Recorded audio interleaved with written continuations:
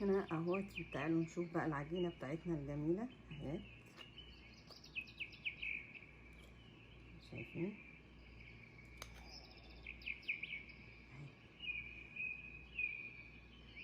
جميله وقطنيه ولذيذه، جميله جدا.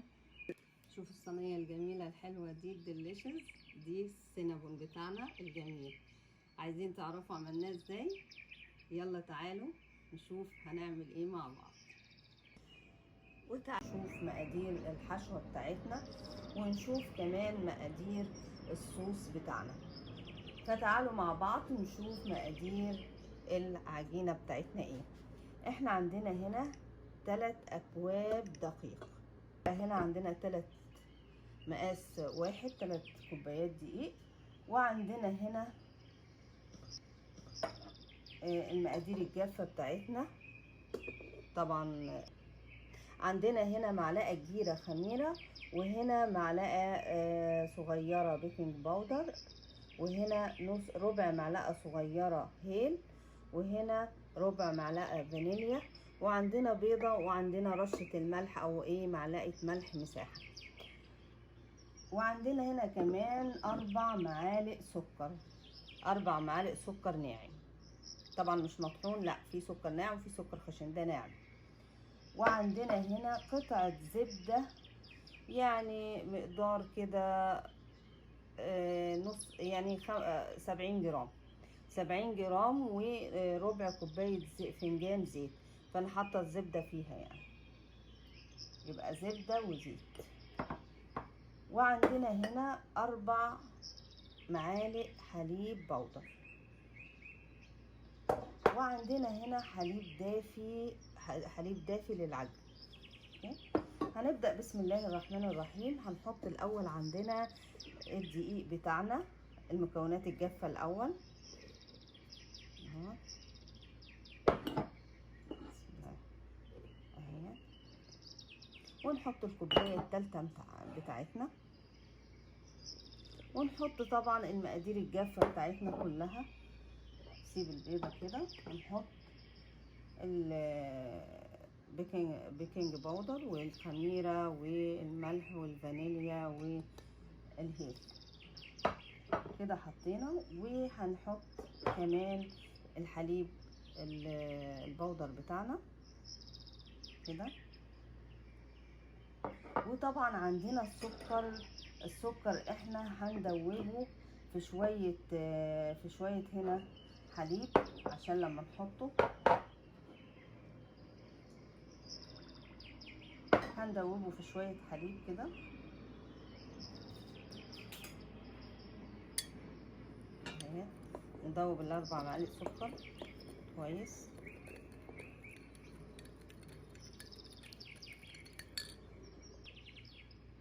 كده دوبنا الحليب بتاعنا.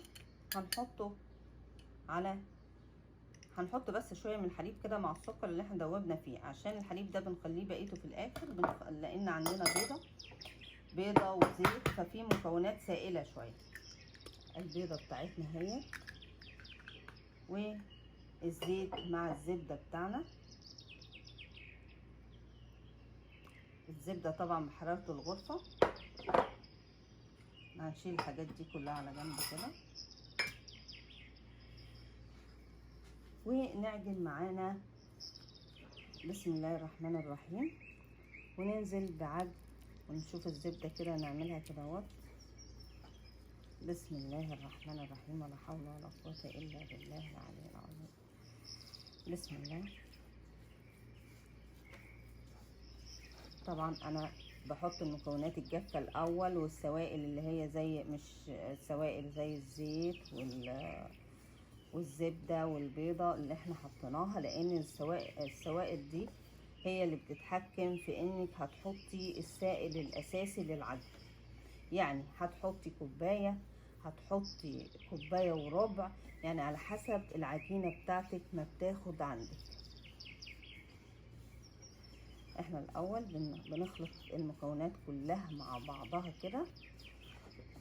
طبعا العجينه بتاعتنا بتبقى طريه، لا هي طريه قوي ولا جاف، يعني ولا جافه شويه، لا هي تبقى حلوه جميله كده. يعني طرية حلوة، مش طرية قوي يعني. في طرية طبعا كده بتلزق في الايد، بس دي لا، دي مش هتلزق في الايد ان شاء الله. بسم الله. احنا هنحط الحليب كله كده، واذا احتاجنا هنضيف تاني.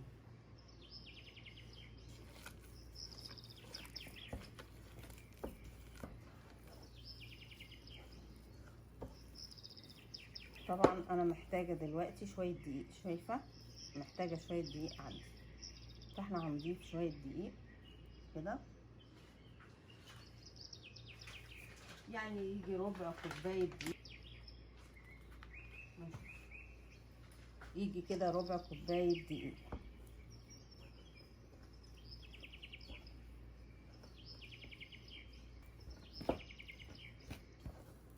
ما شاء الله ما شاء الله، العجينة بسم الله ما شاء الله جميلة صراحة، روعة في ايدي، خطيرة يعني، وريحة العجينة جميلة. يعني هي مش محتاجة كده دقيق.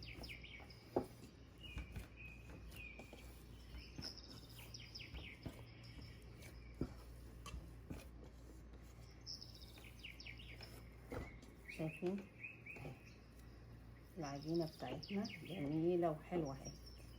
اوكي، هنسيبها بقى ترتاح، ما ضفنا لهاش حاجة، هي ربع كوباية الدقيق، يبقى عندي تلات كوبايات من دول وربع دقيق على المقدار اللي احنا حطيناه كوباية الحليب الدافي. هنسيبها بقى ترتاح، وتعالوا نشوف الحشوة اللي هنحطها في السينابون. احنا هنا عندنا مقادير حشوة السينامون. اول حاجة عندنا نص مج سكر ناعم، وعندنا زبدة 4 معالق زبدة او ربع كوباية زبدة، وعندنا 2 معلقة كبيرة قرفة، وعليهم معلقة كاكاو. دلوقتي احنا بنرص الدقيق، وهنجيب العجينة بتاعتنا الجميلة دي ونفردها كده بنشابة، وهنفردها على شكل مستطيل. طبعا العجينة معايا بسم الله ما شاء الله بتتفرد لوحدها بصراحة يعني. بنفردها كويس، وخلاص احنا كده وصلنا للفرد بتاعنا. هي طبعا بسم الله ما شاء الله يعني عايزة تتفرد كمان يعني عادي يعني، بس هي لازم تكون سمكها 1 سنتي. احنا مش هنعملها فطير كده يعني، ممكن العجينة بتاعتها تنفع فطير كمان يعني. احنا دلوقتي فردنا العجينة بتاعتنا الجميلة دي، وجبنا القرفة مع الكاكاو، وقلنا معلقة كبيرة كاكاو، معلقتين كبار قرفة، وبنحط عليهم نص كوباية سكر ناعم، وبنقلبها وبنحطها على جنب. ونيجي نجيب بقى هنا الزبدة بتاعتنا علشان ندهن بيها العجينة الحلوة بتاعتنا الجميلة دي. بندهنها كويس من كل الجهات، وكده خلصنا دهنها. وهنبدأ بقى نجيب القرفة بتاعتنا الحشوة ونرشرشها عالدقيق كويس جدا، قصدي يعني بنرشرشها على العجينة كويس. طبعا ما بنسيبش حتة فيها، بنكتر يعني، خلي ايديكي سخية في الحشوة بتاعتها عشان تبقى مليانة حشوة كده وانت بتاكليها جميلة يعني. احنا كده فضينا خلاص، خلصنا الحشوة بتاعتها. هنبدأ بقى ايه بنطبطب عليها كده يعني، على اساس ان هي يعني نثبت الحشوة على العجينة شوية يعني تبقى مثبتة. وبعدين بعد ما نثبتها كده كويس، هنيجي بقى ايه نلفها رول. هنحاول نلف شوية بشوية كده، وعلشان طبعا نلف العجينة على اساس ما يجيش عليها من بره كده قرفة ولا حاجة. بنحاول ان احنا ايوه كده، بنحاول ان احنا نظبطها كده ونلفها رول بقى يعني شوية شوية عشان تتلف رول كويس كده يبقى حلو. لف كويس ايوه كده،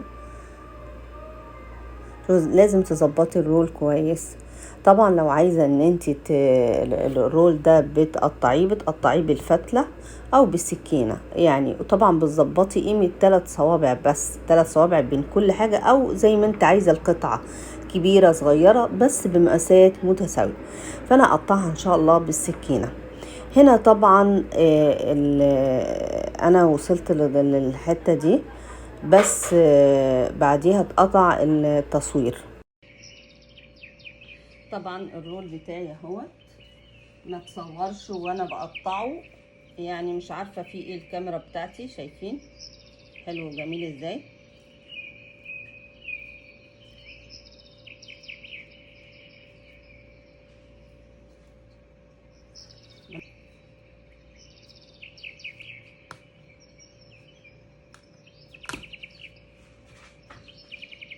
السينابون بتاعنا اهو، المية اهي جبناها من الفرن خلاص، خلصناها كده. شوفوا اللون، شوفوا شكلها جميل ازاي، حلوة. هنخليها ترتاح 5 دقايق ونشوف هنزينها ازاي. طبعا احنا حطيناها على درجة 220 درجة مئوية. دلوقتي هي بردت شوية، شوفوا هنا اهي، شوفوا جميلة وحلوة.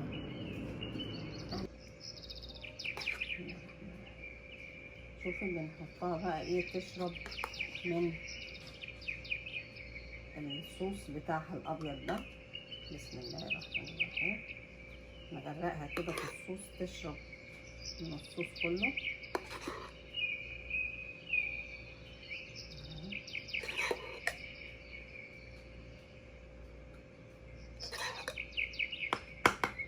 حط كده في الجنب.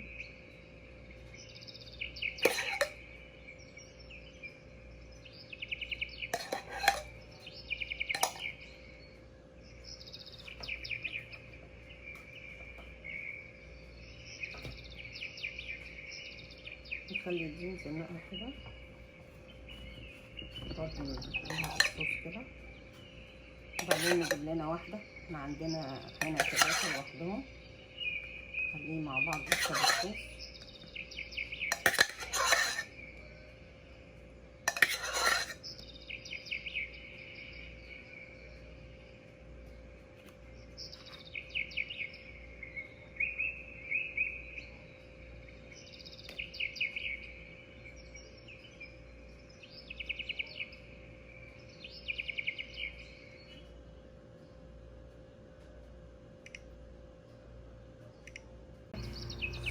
دلوقتي معانا الصينية بتاعتنا هي الجميلة، زيناها بصوص الأبيض وصوص الشوكولاتة وصوص الفراولة، وزيناها برضو بوحدات الجوز أو عين الجمل يعني بيسموها الجوز.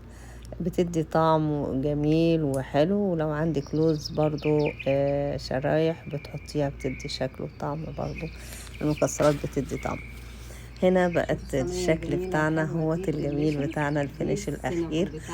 شكلها رخامي. الله، فعلا طعمها لذيذ جدا. كلت منها قطعة وبعدين التانية والتالتة. ما تنسوش اللايك والشير والسبسكرايب. كانت معاكم الأكلات مع نونة.